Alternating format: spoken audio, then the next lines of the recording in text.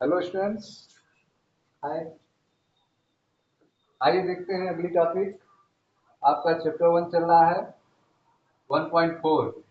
Chapter 1 का चौथा heading है आपका प्रेरण द्वारा आवेशन। ठीक है, प्रेरण द्वारा आवेशन इसमें हम लोग पढ़ेंगे कैसे जो है हम लोग प्रेरण के द्वारा आवेशन करते हैं, प्रेरण के द्वारा कैसे चार्ज हम उत्पन्न करते हैं, इसके बारे में हम पढ़ेंगे। इससे पिछले वीडियो में हमने आपको बताया था कि कैसे जो है प्लस और माइनस आवेश उत्पन्न करते हैं, जिसमें आपने देखा था प्लास्टिक की छड़ थी, आबनूस की छड़ थी, जिसको हम लोग बिल्ली के खाल पे रगड़ रहे थे, जिससे उस पर निगेटिव चार्ज उत्पन्न हो रहा था। कांच की छड़ थी जिसको हम रेशम के कपड़े से रगड़ रहे थे, जिससे उस पर धनात्मक चार्ज उत्पन्न हो रहा था। वहां पे जो आवेश उत्पन्न हो रहे थे वे घर्षण के कारण उत्पन्न हो रहे थे, रगड़ने के कारण उत्पन्न हो रहे थे। यहाँ पे आप देखेंगे प्रेरण के द्वारा आवेशन में आप देखेंगे इसमें रगड़ा नहीं जाएगा, घर्षण नहीं किया जाएगा, वस्तु को टच नहीं किया जाएगा, छुआ नहीं जाएगा, बिना छुए हुए आवेश जो है यहाँ पे उत्पन्न हो जाएगा, जिससे घटना को प्रेरण कहेंगे। ठीक है, बिना टच किए हुए आवेश उत्पन्न होगा, जिसे प्रेरण कहेंगे। देखें ध्यान से, फिगर आप देखें, यह धातु का दो गोला है ए और बी। ठीक है, जिसको विद्युत रोधी स्टैंड पर इसको रखा गया है। ए और बी धातु का गोला है, ठीक है, जो आपस में टच पे है, जो आपस में क्या है, सटे हुए हैं। ठीक है, तो विद्युत रोधी स्टैंड पे दो धातु के गोले हैं ए और बी, और इनको एक दूसरे के संपर्क में रखा गया है। ठीक है, अब यहाँ पर एक छड़ लाते हैं, जो छड़ क्या है, धन आवेशित छड़ है। ठीक है, एक धन आवेशित छड़ लाए हैं। ठीक है, और इस धन आवेशित छड़ को हम धातु गोले ए के पास ले जाएंगे, लेकिन उसको टच नहीं करेंगे। यह जो धन आवेशित छड़ आप देख रहे हैं, इसको धातु गोले ए के पास ले जाना है, लेकिन यहाँ पे गैपिंग आप देख रहे हैं, बीच में गैप है, इसको टच नहीं करना है। ठीक है, इसमें गैप होना चाहिए। ठीक है, टच नहीं करना है। ठीक, तो जैसे ही हम इस छड़ को, जो कैसा छड़ है, धनात्मक आवेशित छड़ है, धन आवेशित छड़ है, गोले के ए के नजदीक ले जाते हैं, तुरंत गोले के अंदर के जो मुक्त इलेक्ट्रॉन होते हैं, गोले ए के अंदर के जो मुक्त इलेक्ट्रॉन होते हैं, वे इसकी तरफ आकर्षित हो जाते हैं। ठीक है, गोले ए और बी एक दूसरे से क्या है, टच में है, एक दूसरे के संपर्क में है, सटे हुए हैं। ठीक है, तो जो ही हम छड़, जो कि धनात्मक आवेशित छड़ है, इसके नजदीक ले जाते हैं, तुरंत जो है ऋणात्मक आवेश, जो इलेक्ट्रॉन है, जो मुक्त इलेक्ट्रॉन है, वह इस धन आवेशित छड़ के, ठीक है, तरफ आ जाते हैं। ठीक है, और दूसरे साइड में आप देख रहे हैं बी में उतना ही धन आवेश उत्पन्न हो जाता है। मुक्त इलेक्ट्रॉन जो है, दोनों धातु के गोले आपस में टच में हैं, तो जब ही हम छड़ को ले जाते हैं, धनात्मक आवेशित छड़ को इसके नजदीक, तुरंत आप देखते हैं कि ए का जो धातु का गोला ए है, इसका बायां सिरा जो है ऋण आवेशित हो जाता है, और बी का दायां सिरा जो है धन आवेशित हो जाता है। ठीक है, अब जो है इनके बीच जो यहाँ पे आपस में सटे हुए हैं, उनके बीच की दूरी हम बढ़ा देते हैं, एक दूसरे को अलग कर देते हैं। ठीक है, तो अब हम धातु गोले ए और बी को अलग कर दिए हैं। धातु का गोला ए और बी है, इनको हमने अलग कर दिया। ठीक है, बी वाले फिगर में आप देखें एक दूसरे से सटे हुए थे, अब हमने अलग कर दिया। जब हम इनके बीच की दूरी हटा अलग कर देते हैं, इनके बीच में गैप क्रिएट कर देते हैं, तो आप देखते हैं यह जो आवेश है, यह उतना बने रहते हैं। ठीक है, ए पर ऋणात्मक आवेश और बी पर धनात्मक आवेश आपस में बने रहते हैं। ठीक है, इनमें कोई परिवर्तन नहीं हुआ है आवेश में। इस क्षण को हम इसके पास ही रखे हुए हैं, क्षण को पास ही रखे हुए हैं। अब हम क्या कर रहे हैं, यह जो धन आवेशित क्षण है, इसको हटा दे रहे हैं, धन आवेशित क्षण को हटा दे रहे हैं। अब डी वाले फिगर में देखें, धन आवेशित क्षण को हटा दिए, तो जैसे ही हम धन आवेशित क्षण को हटाएंगे, यह जो ए का दाहिने बायां सिरा ऋण आवेशित था, अब यह ऋण आवेश इस साइड में चला जाएगा, दाएं में, और बी का जो धन आवेश दाहिना था वह शिफ्ट होकर बाएं तरफ आ जाएगा। फिगर में देखें सॉरी, तो यहाँ पे यह परिवर्तन हो जाएगा। डी में आप देखें, जैसे ही हम छड़ को हटाएंगे धनावेशी छड़ का, यह आवेश एक दूसरे के नजदीक आ जाएंगे, आवेश एक दूसरे के नजदीक आ जाएंगे। यह आपका धातु का गोला ए था और यह बी था, ए का ऋण आवेश और बी का धन आवेश एक दूसरे के नजदीक आ जाएंगे। अभी आप देख रहे हैं इन दोनों के बीच में गैप है, इन दोनों के बीच में गैप है, दूर है, ठीक है। अब हम क्या करते हैं, इन गोलों को दूर दूर कर देते हैं, इन गोलों को दूर दूर कर दे रहे हैं।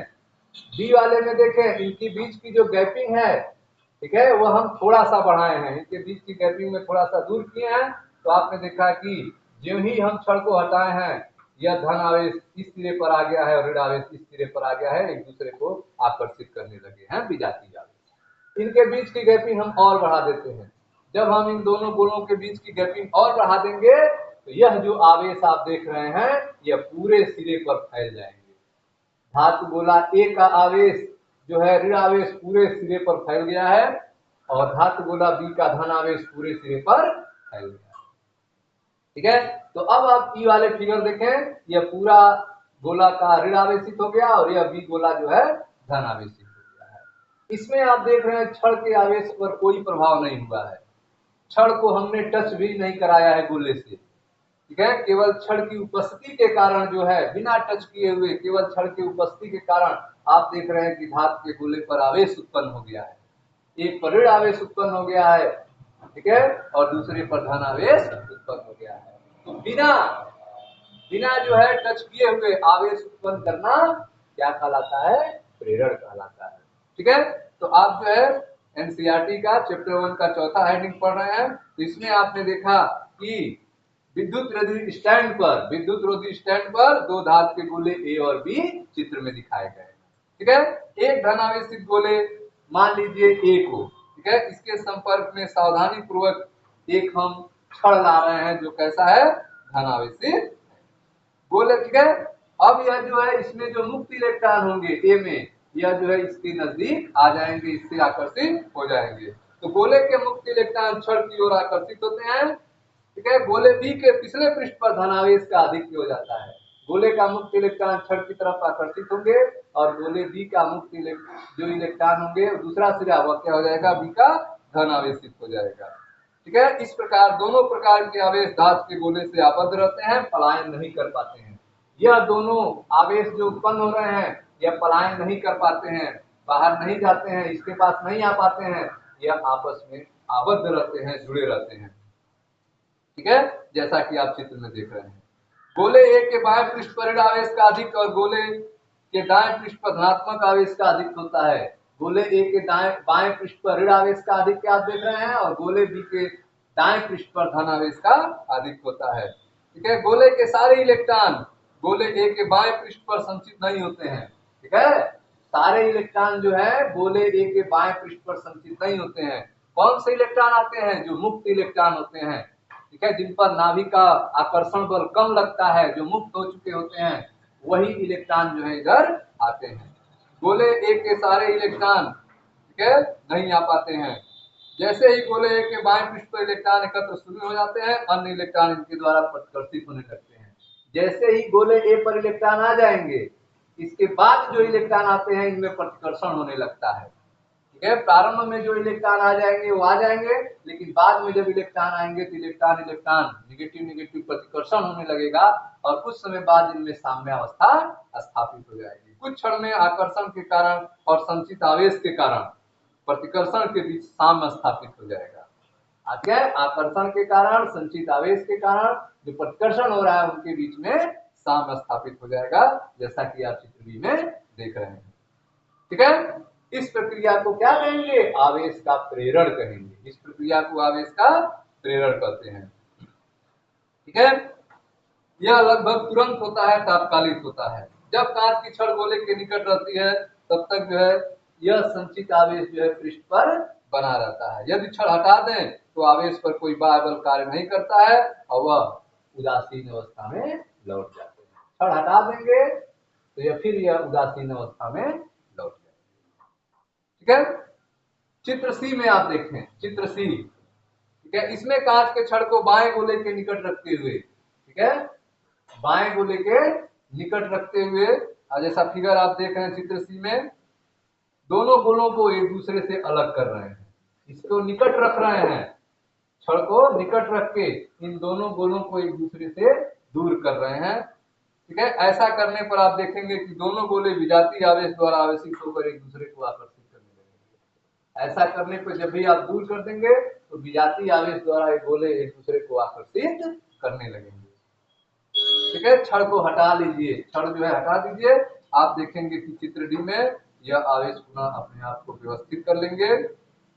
दोनों गोलों के बीच की दूरी को अगर आप बढ़ा देंगे, यह आवेश जो है पूरे पृष्ठ पर एक समान रूप से फैल जाएंगे। ठीक है, तो इस तरह से आपने देखा कि इस प्रक्रिया में धातु के गोले आवेशित हो गए, धनावेशित कांच की छड़ के आवेश की कोई क्षति नहीं हुई। इस प्रक्रिया में यह आवेशित हो गए, इसमें इसके कोई आवेश में कोई परिवर्तन नहीं हुआ। ठीक है, जब किसी विद्युतमय छड़ को हल्की वस्तुओं के निकट लाते हैं तो यही प्रभाव होता है। जब किसी विद्युतमय छड़ को संपर्क में कोई हल्की वस्तु लाते हैं तो यही प्रभाव होता है और उस पर आवेश उत्पन्न हो जाता है।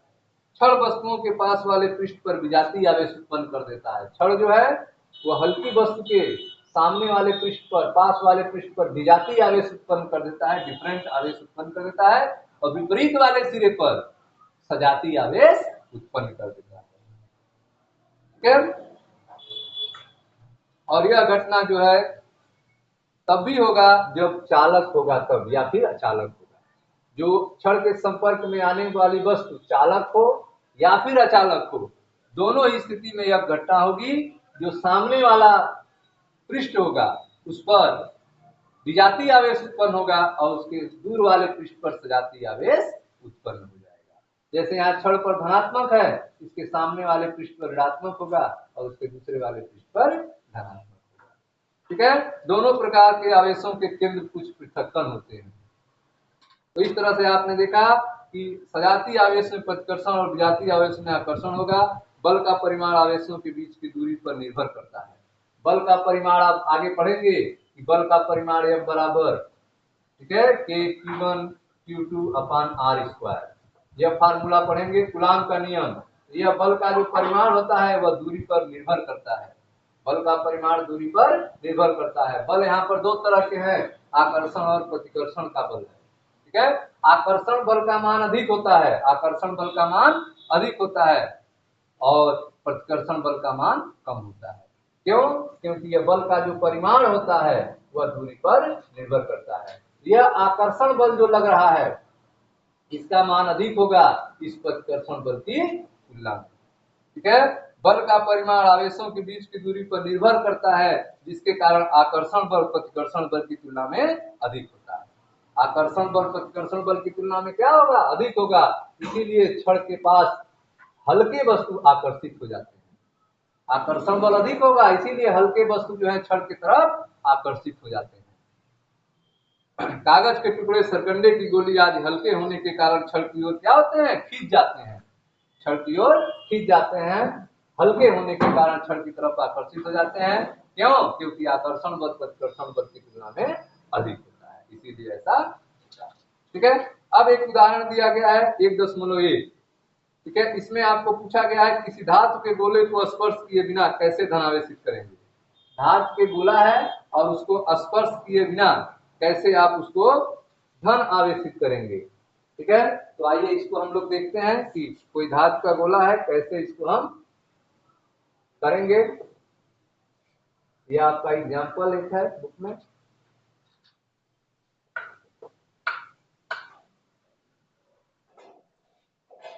आप पढ़ रहे हैं प्रेरण द्वारा आवेशन। तो इसके लिए आप देखें, यह एक आपका एक धातु का गोला है, इसको क्या करना है? धनावेशित करना है। ठीक है, प्रेरण द्वारा धनावेशित करना है, बिना इसको स्पर्श किए हुए करना है।